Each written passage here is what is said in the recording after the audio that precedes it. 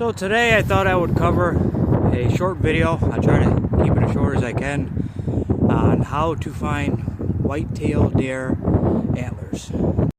So the first thing you want to look for, obviously, when trying to find them is the tracks.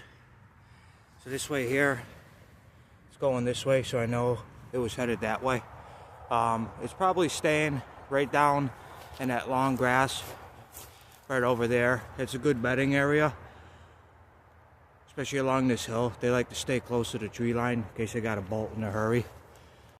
So here is a nice little example of an old rub.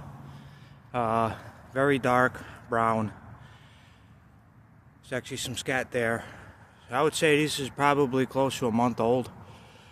They like these size trees. What they'll do is they'll actually hook their antlers in and they'll pull it back and forth, so they like when it's flexible.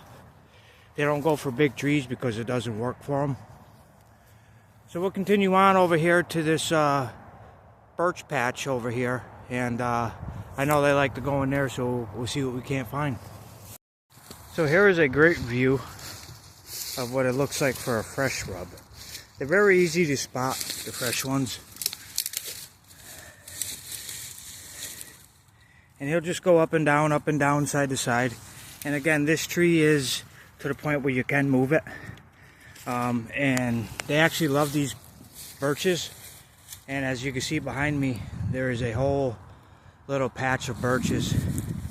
And so they'll come in here. And as a matter of fact, now that I'm talking, I can see an older one from last year, I would say. Right in here, where they were down in here. So I thought this would be a good little time for a little segment just on tracks. So there is tracks all over the place. No matter where I look, there's tracks. I'm about 3 miles from the last location from where I previously recorded. And so about the tracks, everyone thinks, oh, you know, there's deer tracks everywhere. We'll just follow them, you know. We'll find some antlers eventually. The thing with deer, especially being bucks, is at this time of year, they're actually not going to be following does. So if you come across a whole bunch of tracks such as I am here, and I know the difference between a doe print and a buck print, if I do come across one, I'll be sure to show you guys what the difference is. Again, they're not going to be following the does.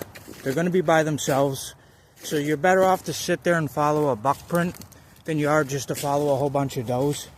Because of the simple fact, like I said, they're not going to be with the does at this time of year. So we're going to continue on, and hopefully we can get something going here.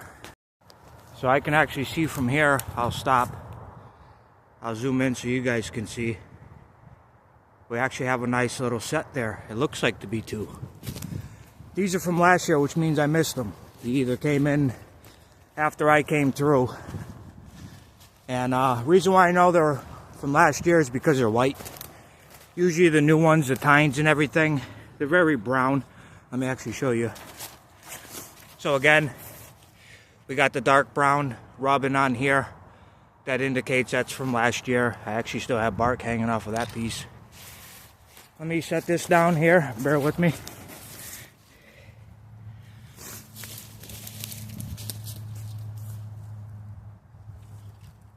So I'm actually glad that I was able to find a set. I've been looking for about a week now, and I've just had no luck. Even as an experienced shed hunter, you can come out, you can find an antler in 4 minutes, sometimes 4 hours.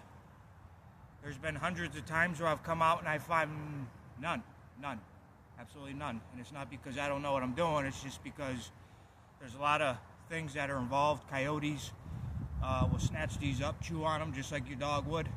A lot of people come out and look for them. Where I come from, they're kind of a commodity. A lot of people sell them for dog chews. But anyhow, so we have us a 1, 2, 3, 4, 5, 6, 7, 8, 9, 10. We have a nice 12-pointer. This buck is probably 3 to 6 years old. And definitely happy to have found these. I've been out here now for 5 hours, and I've been trying to get this.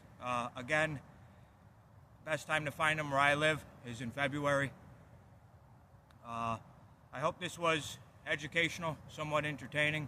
I've been trying to think about what I can do and put up for you guys. Obviously, we're just coming out of winter here, and not too much going on, ice fishing and everything like that, but other than that, definitely I must say, looking for sheds in the woods is a lot harder than driving around in Grandpa's truck checking cornfields.